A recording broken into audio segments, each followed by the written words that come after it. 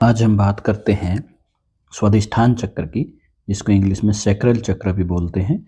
यह हमारे शरीर का नीचे से दूसरा चक्र है, जो नाभि के हमारी नेवल के नीचे पेट के निचले हिस्से में स्थित है। अगर इसकी एग्जैक्ट लोकेशन की बात करें तो नाभि से 4 उंगल नीचे, 4 इंच या 3 इंच नीचे, जहाँ पर हम अपनी पैंट बांधते हैं, तो ये चक्र उसके आसपास स्थित है। इसका रंग ऑरेंज होता है और यह हमारी इमोशंस से, क्रिएटिविटी से, सेक्सुअलिटी से, प्लेजर से जुड़ा हुआ चक्र है। तो अब हम इसकी एलिमेंट की बात करते हैं। तो स्वादिष्ठान चक्र का एलिमेंट जो है वो वाटर एलिमेंट है और यह हमारे 6 प्रकार के इमोशंस से जुड़ा है, 6 तरह के क्वालिटीज से जुड़ा है। इसकी जो पंखुड़ियाँ हैं वो भी 6 हैं और इसका कलर जो है वो ऑरेंज है।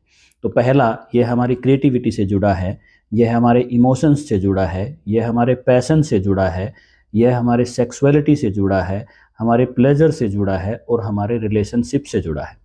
तो स्वादिष्ठान चक्र हमें क्रिएटिव और जोशीला बनाता है। आप अपनी भावनाओं को, इमोशंस को आसानी से व्यक्त कर पाते हैं अगर यह चक्र संतुलित है तो हम अपने रिलेशनशिप्स को हेल्दी कर पाते हैं, हम उनमें इंटीमेसी का अनुभव करते हैं। जीवन में आनंद, जॉय, प्लेजर आप ज़्यादा महसूस करते हैं। ये सब क्वालिटीज़ या सब सिम्टम्स हैं स्वादिष्ठान चक्र के, सैक्रल चक्र के बैलेंस होने के। अगर स्वादिष्ठान चक्र हमारा इम्बैलेंस हो जाए तो हमारे अंदर क्रिएटिविटी का ब्लॉक हो जाता है, हमारे इमोशंस पे हमारा नियंत्रण नहीं रहता, हम अपने सेक्सुअलिटी में, हम अपने रिलेशनशिप्स में जुड़ी समस्याएं देखते हैं।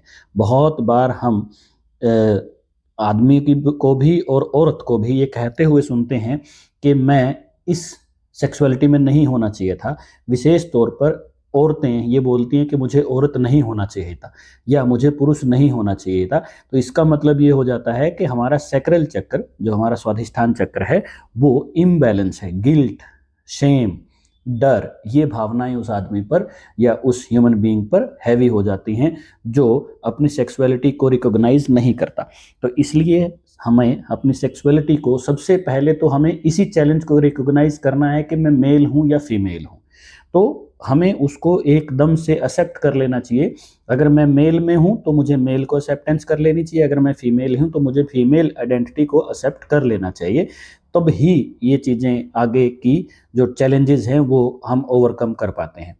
तो असंतुलित या इम्बैलेंस सैक्रल चक्र हमें ये सारी चीज़ें देता है, जिसमें इमोशंस में ब्लॉकेज होता है, क्रिएटिविटी में ब्लॉकेज होता है, सेक्सुअल रिलेशंस में ब्लॉकेज होता है, गिल्ट होता है, सेम होता है, फियर उसके अंदर ज़्यादा होता है। तो इसको हम सैक्रल चक्र को बैलेंस करने के लिए क्या कर सकते हैं? सैक्रल चक्र को बैलेंस करने के लिए आप मेडिटेशन कर सकते हैं। मेडिटेशन आप ऑरेंज कलर पे, ऑरेंज ऑब्जेक्ट पे मेडिटेशन कर सकते हैं। वाटर एलिमेंट पे आप मेडिटेशन कर सकते हैं। जहाँ कहीं भी आपको वाटर दिखे, वाटर के पास, नदी के पास बैठ के या ओशियन के पास बैठ के आप इसमें मेडिटेशन कर सकते हैं। योगा के लिए आप हिप बाउंसर योगा कर सकते हैं, बाउंड एंगल पोज भी कर सकते हैं, आप पिजन पोज कर सकते हैं, कोबरा पोज कर सकते हैं। तो ये योगा में बहुत महत्वपूर्ण या बहुत इम्पोर्टेंट योगा पोजेज हैं जो आप कर सकते हैं। अब इसके लिए हम बात करते हैं कि हमें फूड कौन कौन से खाने चाहिए। अगर हम डेली रूटीन की बात करें तो हम डेली रूटीन में हमें कौन से फ्रूट्स लेने चाहिए या कौन से फूड हैं जो हम ले सकते हैं। तो ऑरेंज कलर के जो वेजिटेबल्स हैं और फ्रूट्स हैं वो हमें लेने चाहिए, जैसे ऑरेंज है, कैरेट्स है, मैंगो है, ये चीज़ हम ले सकते हैं क्योंकि इसका कलर ऑरेंज है, तो ऑरेंज कलर से एसोसिएटेड। और सिट्रस फ्रूट भी आप ले सकते हैं जिनमें वाटर की ज़्यादा कंटेंट हो, वो फ्रूट्स भी आप इसमें ले सकते हैं। अगर हम एरोमाथेरेपी की बात करें तो इसमें आप सैंडलवुड ले सकते हैं, जैस्मिन ले सकते हैं, है ना।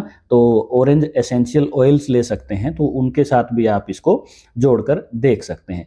तो इसका जो अफर्मेशंस हैं, इस सैक्रल चक्र को बैलेंस करने के लिए अफर्मेशंस हम बोल सकते हैं। तो उनमें हम बोल सकते हैं, मेरी रचनात्मकता और भावनाएं संतुलित हैं, मेरी रचनात्मकता और भावनाएं संतुलित है। इस अफर्मेशंस को आप बार बार रिपीट करें तो आपको लाभ होगा।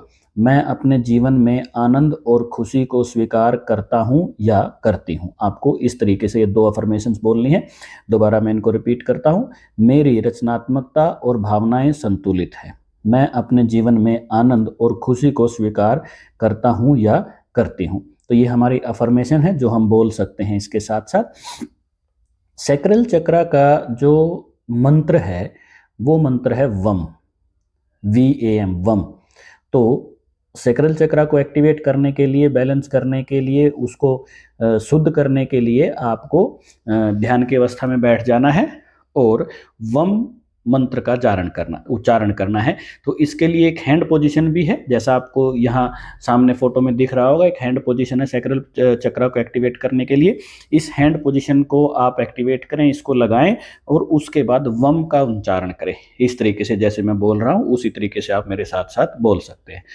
वम,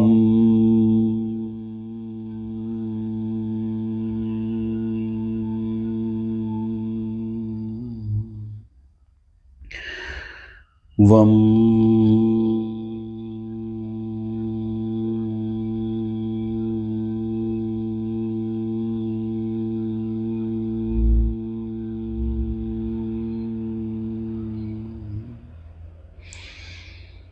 वम,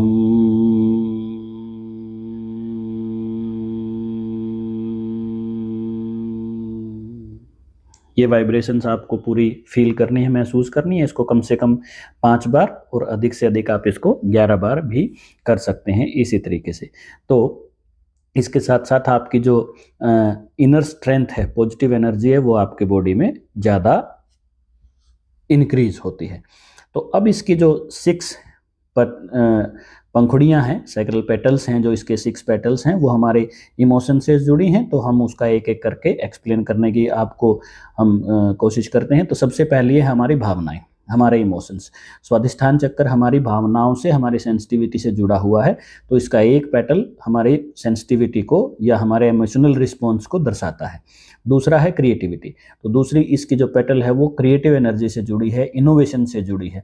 जैसे संगीत में, कला में और बहुत सारी पेंटिंग में अगर आप क्रिएटिव हैं तो आपका सैक्रल चक्र एक्टिव है।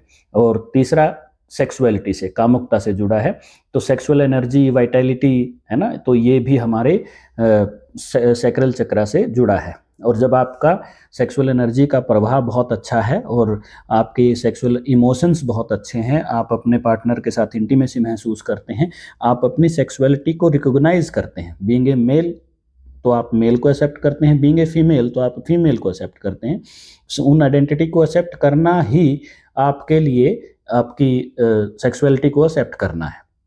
तो इसके बाद आता है चौथा पटल, इसका आता है तो वो है प्लेजर का। तो यह हमें प्लेजर और जॉय दोनों चीज़ें देता है। जीवन में सेटिस्फेक्शन, रिलेशन में सेटिस्फेक्शन, हमारी आम रूटीन में जो लाइफ चल रही है उसमें सेटिस्फेक्शन की अगर आपके अंदर भावना है, फीलिंग है, तो आप समझें कि मेरा सैक्रल चक्र अच्छा है। और इसमें अगला इसका आ जाता है पैशन का।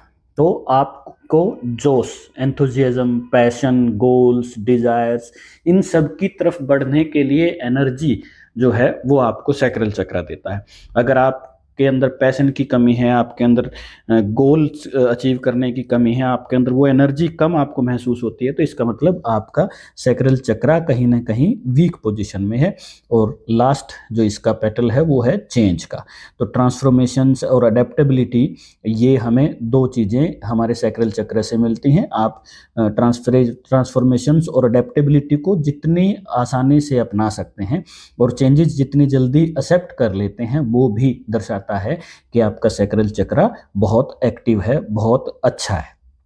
अब हम बात करते हैं कि सैक्रल चक्र जो है वो हमें किस तरीके से बैलेंस करना चाहिए दूसरी मोडालिटीज़ के माध्यम से भी। जैसे हम मुख्य तौर पर रेकी की बात करें तो रेकी हीलिंग में हम बताते हैं कि हमें अपने दोनों हाथों को इस तरीके से रगड़ के माँ रेकी को कॉल करना है और उसके बाद अपने दोनों हाथों को आप पेट के नीचे, नाभि के नीचे अपने उस पे रख लें और उसके बाद आप एक हाथ हो सकता है तो आप अपने प्राइवेट पार्ट पे भी रख सकते हैं, क्योंकि प्राइवेट पार्ट्स आपके सेक्सुअल ऑर्गन्स जो हैं वो सैक्रल चक्र से जुड़े होते हैं।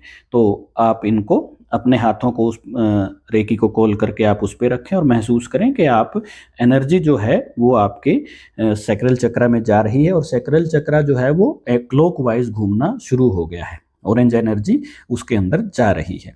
तो इस तरीके से आप रेकी सिंबल्स का यूज कर सकते हैं, जैसे चोकुरे, सेहेकी चोकुरे, ये कॉम्बो बनता है, रेकी सैंडविच बनता है। तो चोकुरे सेहेकी चोकुरे से आप अपने सैक्रल चक्र को हील कर सकते हैं, उसको बैलेंस कर सकते हैं, उसको एक्टिवेट कर सकते हैं।